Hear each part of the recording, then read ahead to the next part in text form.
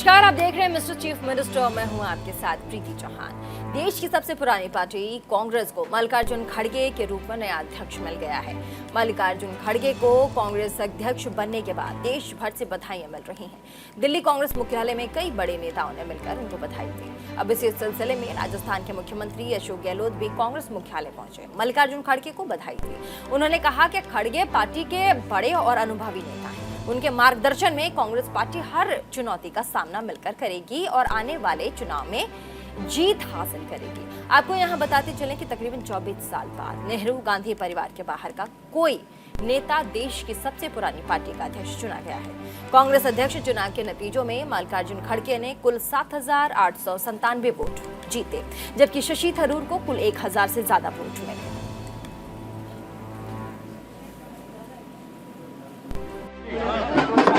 माहौल बना हुआ है यहाँ पर। ये मैंने पहले कहा था आपको, कांग्रेस अध्यक्ष चुनाव अपना आप में मैसेज देगा पूरे। खड़गे साहब का बनना जो है, खड़गे साहब का बनना हम सब के लिए गौरव की बात है। अनुभव के धनी है, 9 बार विधायक, 2 बार लोकसभा के मेंबर और भी नेता प्रतिपक्ष रहे हैं। तो संदेश दे रहे हैं देशवासियों को, प्यार से रहो, मोहब्बत से रहो, सद्भावना से रहो, कोई इंसान नहीं हो। और महंगाई बेरोजगार का मुद्दा अलग है। ऐसे माहौल में देश चल रहा है। चुनौती स्वीकार की राहुल जी ने, कारवाई चल पड़ा है। इधर माहौल देखो चुनाव का। खड़गे जी के नेतृत्व में आप देखेंगे आने वाले वक्त में कांग्रेस मजबूत होगी। सोनिया जी का राहुल जी को पूरा समर्थन को साथ रहेगा। जिले हैं, पूरे देश में कांग्रेस एकजुट है और सब मिलके आगे आने वाली चुनौतियां हैं फासिस्टी लोगों की, जो धज्जियां उड़ा रहे संविधान की, लोकतंत्र खतरे में है, उसका मुकाबला सब मिलकर करेंगे। तो वहीं छत्तीसगढ़ के मुख्यमंत्री भूपेश बघेल ने भी मल्लिकार्जुन खड़गे को उनकी जीत पर बधाई दी है। इस मौके पर सीएम भूपेश बघेल ने कहा कि कांग्रेस पार्टी में सालों बाद चुनाव हुए, मल्लिकार्जुन खड़गे को भारी बहुमत से जीत हासिल हुई है। मैं उन्हें बधाई देता हूं। मुझे विश्वास है कि उनके नेतृत्व में कांग्रेस पार्टी आगे बढ़ेगी। इसके साथ ही मुख्यमंत्री भूपेश बघेल ने सोशल मीडिया पर मल्लिकार्जुन खड़गे के साथ एक फोटो भी शेयर की। आपको यहाँ बताते चले कि मल्लिकार्जुन खड़गे के कांग्रेस के नए अध्यक्ष चुन लिए गए हैं। बधाइयों का तांता उन्हें लग रहा है। साथ ही कांग्रेस के कई वरिष्ठ और दिग्गज नेता खड़गे को उनकी जीत पर बधाई भी दे रहे हैं। कांग्रेस पार्टी में वर्षों बाद चुनाव हुए और खड़गे साहब और थरूर साहब जो कैंडिडेट थे और खड़गे साहब को भारी बहुमत से जीत हासिल हुई और पूरे कांग्रेस जनों को उसको समर्थन मिला है। मैं उन्हें बधाई देता हूं, शुभकामना देता हूं और विश्वास करता हूं कि उनके नेतृत्व में कांग्रेस पार्टी आगे बढ़ेगी। फांसीवादी ताकत है, सांप्रदायिक ताकत है, उसे परास्त। उधर गुजरात चुनाव में इस बार स्कूली शिक्षा भी एक बड़ा मुद्दा बनता दिख रहा है। दिल्ली के मुख्यमंत्री अरविंद केजरीवाल लगातार दावा ठोक रहे हैं कि गुजरात में सरकारी स्कूलों की स्थिति काफी खराब है। तो वहीं 5 साल के अंदर उन्होंने दिल्ली के सरकारी स्कूलों को टॉप क्लास बना दिया। मुख्यमंत्री अरविंद केजरीवाल ने एक बार फिर से इस मुद्दे को उठाया है और कहा है कि हमें तो सिर्फ स्कूल ठीक करने आते हैं, हमें दिल्ली में पिछले 5 सालों में सरकारी स्कूलों की दशा बदल दी। मैं तो प्रधानमंत्री मोदी से अपील करता हूँ कि हमारा इस्तेमाल करें, हमें स्कूल ठीक करना आता है। हम साथ मिलकर देश के सभी स्कूलों की जो तस्वीर है वो बदल देंगे।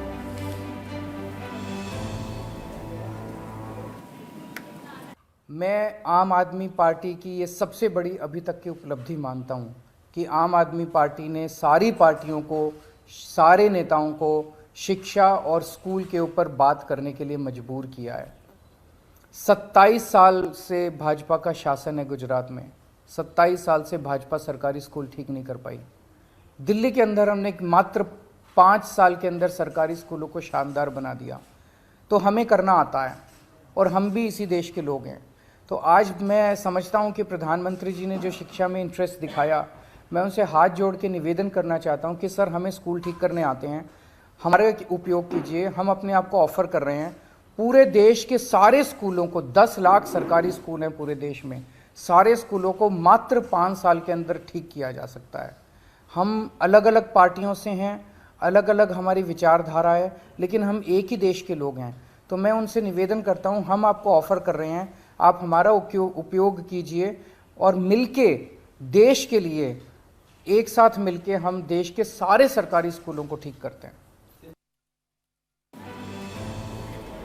संयुक्त राष्ट्र महासचिव एंटोनियो गुटेरेस 3 दिन के भारत दौरे पर मुंबई पहुंचे, जहां उन्होंने मुंबई में 26/11 आतंकी हमले में मृत लोगों को श्रद्धांजलि अर्पित की। इस मौके पर उन्होंने आतंकवाद को पूरी तरह से बुराई करार देते हुए कहा कि कोई भी कारण या फिर बहाना इसे जायज नहीं ठहरा सकता। तो वहीं महाराष्ट्र के मुख्यमंत्री एकनाथ शिंदे और उप मुख्यमंत्री देवेंद्र फडणवीस भी उनके साथ मौजूद रहे। दोनों मुख्यमंत्री और डिप्टी सीएम 26/11 मुंबई हमले के स्मारक संग्रहालय में मृतकों को श्रद्धांजलि दी।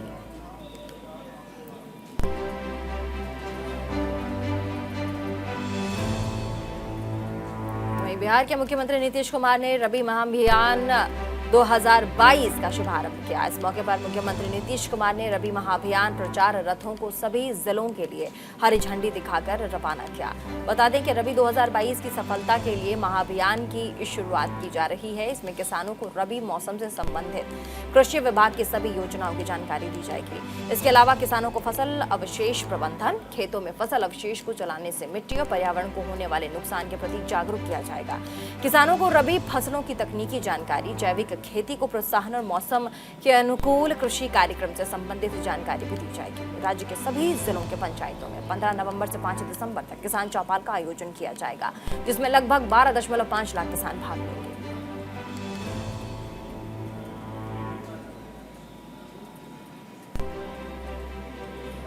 तो वहीं हिमाचल प्रदेश में चुनाव की रणभेरी बज चुकी है। राज्य की 68 विधानसभा सीटों पर 12 नवंबर को वोट डाले जाएंगे। विधानसभा चुनाव के नतीजों का ऐलान 8 दिसंबर को होगा। राज्य के मंडी जिले की सिराज सीट सबसे हॉट सीट बनी है, जहां से प्रदेश के मुखिया यानी कि मुख्यमंत्री जयराम ठाकुर मैदान में कूदे हैं। उनके खिलाफ कांग्रेस ने चेतराम ठाकुर को टिकट दिया है। इसी कड़ी में मुख्यमंत्री जयराम ठाकुर ने सिराज सीट से अपना नामांकन दाखिल किया। आपको बता दें कि 2017 की तरह इस बार भी सिराज सीट पर मुख्यमंत्री जयराम ठाकुर और चेतराम ठाकुर के बीच टक्कर है। पिछले चुनाव में जयराम ठाकुर ने तकरीबन 11,000 वोटों से जीत दर्ज की थी। तो वहीं साल 2017 के विधानसभा चुनाव में बीजेपी ने 44 सीट दर्ज की थी। हमारे साथी श्री जगत प्रकाश नड्डा जी, उन्होंने हमें एक अवसर फिर से दिया पार्टी के माध्यम से सराज विधानसभा क्षेत्र के प्रतिनिधि के नाते यहाँ चुनाव लड़ने के लिए, और मैं उनका आभार व्यक्त करता हूँ।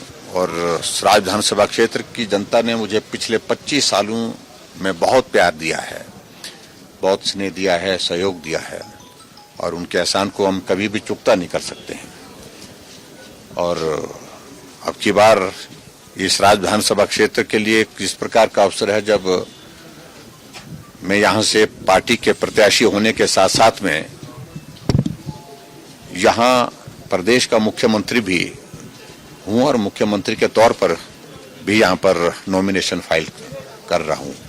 तो इसलिए एक इस प्रकार का अवसर है जो सराज विधानसभा क्षेत्र के लिए एक लंबे समय तक इतिहास में याद रहेगा।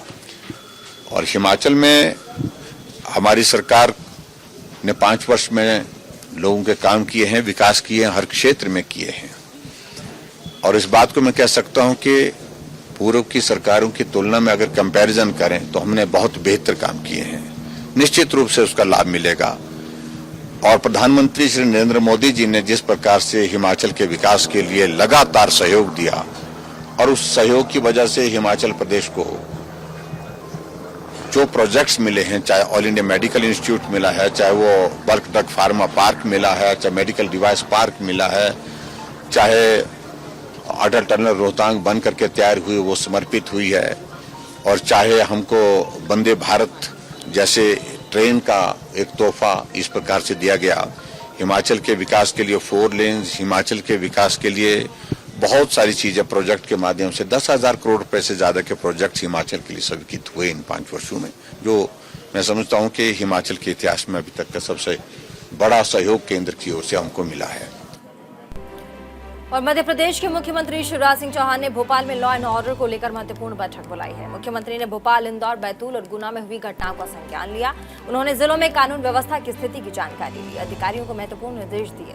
बैठक में सभी जिलों के कलेक्टर, एसपी और पुलिस कमिश्नर समेत कई अधिकारी मौजूद रहे। वहीं एक अन्य मामले में मुख्यमंत्री शिवराज सिंह चौहान इंदौर के डीएम पवन जैन को भी तत्काल प्रभाव से हटाने के निर्देश दिए गए। एसडीएम पर आरोप है कि जन सुनवाई के दौरान दिव्यांग के साथ संवेदनहीन रवैया रखा गया है।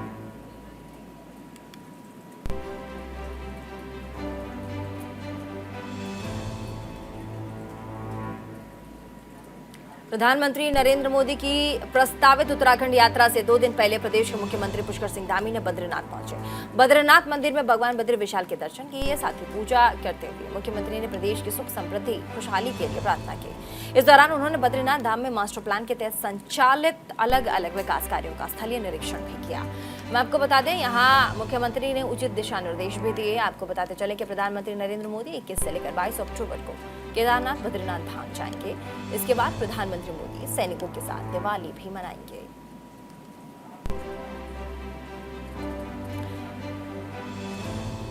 तो मुख्यमंत्री पुष्कर सिंह धामी को आप देख रहे हैं बद्रीनाथ के दौरे पर आज रहे और साथ ही उचित दिशा निर्देश भी दिए।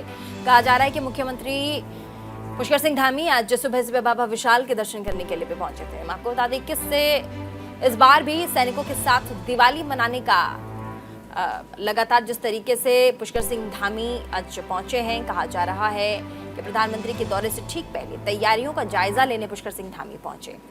निरीक्षण के बाद सीएम ने अधिकारियों को उचित दिशा निर्देश भी दिए। वहीं यूपी के मुख्यमंत्री योगी आदित्यनाथ गोरखपुर में जनता दरबार पहुंचे, जहां पर गंभीर बीमारियों के इलाज के लिए आर्थिक मदद की गुहार लेकर आए। फिर कई फरियादी मुख्यमंत्री से मिले। मुख्यमंत्री योगी ने पूरी संवेदनशीलता से उनकी समस्याओं को सुना। वहां पर मौजूद अधिकारियों को समस्या के निस्तारण के आदेश दिए। इस दौरान मुख्यमंत्री ने कहा कि धन के अभाव में किसी भी मरीज का इलाज नहीं रुकेगा। जो भी जरूरतमंद है, प्रशासन उनके साथ उच्च स्तरीय इलाज का एस्टीमेट जल्द से जल्द बनाकर उपलब्ध कराए।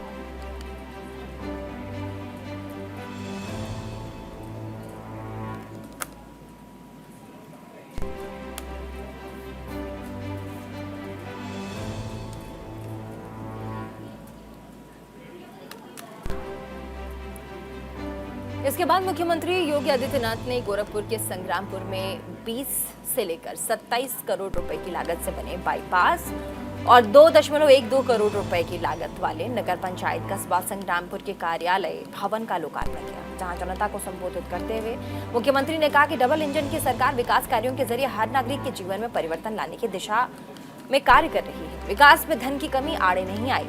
विकास की प्रक्रिया का लाभ समाज के हर सब तबके को मिला है। वहीं भेदभाव करना ठीक नहीं, इसका दायित्व जनप्रतिनिधियों प्रशासन का है। तो वहीं नागरिकों को भी अपनी जिम्मेदारी को समझते हुए जागरूक होकर विकास के कार्यक्रमों में आगे बढ़ने में सहभागी बनना है। इस नगर निगम में हम लोगों को विकास की योजनाओं के लिए और जनता की बुनियादी सुविधाओं के लिए धरना प्रदर्शन के लिए आना पड़ता था।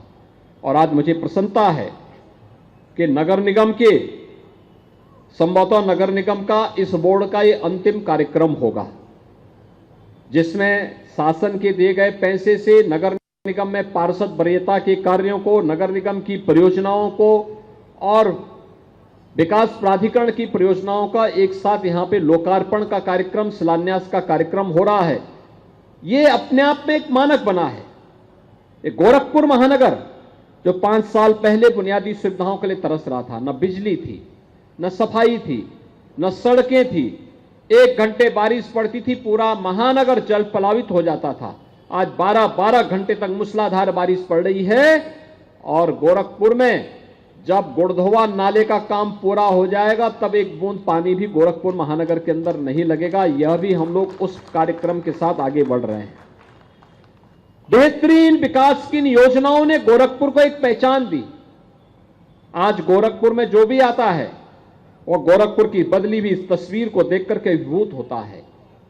लेकिन जो कार्य हो रहे हैं, इसमें केवल जनप्रतिनिधि ही नहीं, आम जनमानस की भी भागीदारी होनी चाहिए कि वह भी इन कार्यों को इस रूप में बनाए रखें, उसको नुकसान न पहुंचाएं और कहीं भी कोई ऐसा कार्य न करें जिसके कारण गोरखपुर महानगर की छवि धूमिल होती हो, विकास बाधित होता हो, आम जनमानस को परेशानी होती हो। आज आप देख रहे होंगे चौराहे चौराहे पर सीसीटीवी कैमरे लग रहे हैं, चौराहों का सुंदरीकरण हो रहा है। कोई भी आता है, उन चौराहों को देखता है, अभिभूत होता है। लाइटिंग को देखता है, अभिभूत होता है। नगर निगम के इस भव्य भवन को देखता है, अभिभूत होता है। उसको लगता है ये नयापन है। जो 80 नए वार्ड गोरखपुर महानगर में बन रहे हैं, इन सभी 80 वार्डों में सभी सड़कें लगभग इससे आच्छादित हो जाती हैं और सभी सड़कों को लेकर के, जल निकासी की उचित व्यवस्था को लेकर के, स्ट्रीट लाइट की व्यवस्था को लेकर के, स्वच्छता के कार्यक्रम को लेकर के, डोर टू डोर कलेक्शन हो, इस कार्यक्रम को लेकर के एक विशिष्ट अभियान आज प्रधानमंत्री मोदी जी की प्रेरणा से पूरे देश के अंदर चल रहा है और उसमें हर नगर निगम को भी एक स्वस्थ प्रतिस्पर्धा के साथ आगे बढ़ना है। आंध्र प्रदेश के मुख्यमंत्री वाईएस जगनमोहन रेड्डी ने अधिकारियों के साथ बैठक की। इस दौरान मुख्यमंत्री ने स्वास्थ्य भू हक्कू योजना की समीक्षा की। साथ ही मुख्यमंत्री वाईएस जगनमोहन रेड्डी ने अधिकारियों को जरूरी दिशा निर्देश दिए।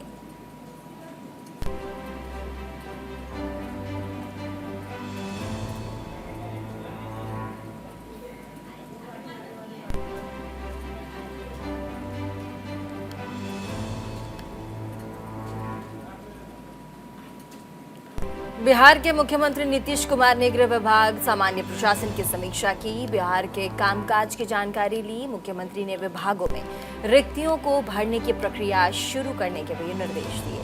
समीक्षा के दौरान मुख्यमंत्री ने कहा कि जब से काम करने का मौका मिला, राज्य में विकास के कई कार्य किए गए। व्यापार बढ़ा है। राज्य का बजट आकार 2 लाख करोड़ रुपए से ऊपर हो गया है। सरकारी भवनों, सड़कों, पुल पुलियों सहित कई आधारभूत संरचना का निर्माण किया गया है। वहीं सीएम ने सरकारी भवनों, सड़कों, पुल पुलियों का मेंटेनेंस हर हाल में कराए जाने का निर्देश दिया। बैठक में मुख्यमंत्री नीतीश कुमार ने बताया कि हर थाने में कानून व्यवस्था अनुसंधान को 2 अलग-अलग विंग बनाए जाएंगे, जिसमें बेहतर ढंग से कार्यों का किए जा सकेगा। पुलिसकर्मियों और पुलिस पदाधिकारियों के बेहतर प्रशिक्षण की व्यवस्था भी की जाएगी। बैठक में मुख्य सचिव आमिर सबुहानी, डीजीपी एसके सिंघल, मुख्यमंत्री के सचिव अनुपम कुमार सहित कई सीनियर अधिकारी मौजूद रहे।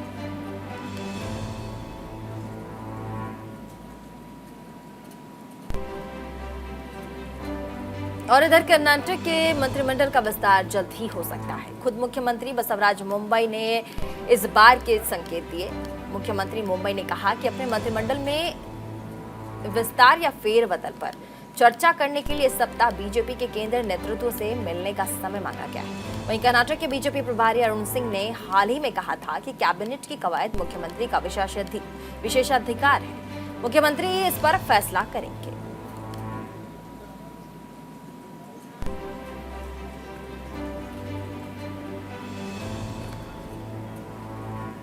तो मिस्टर चीफ मिनिस्टर में फिलहाल के लिए बस इतना है। इसके साथ देश और दुनिया की तमाम बड़ी खबरों को देखने के लिए बने रहिए सिर्फ न्यूज़ इंडिया 24/7 के साथ।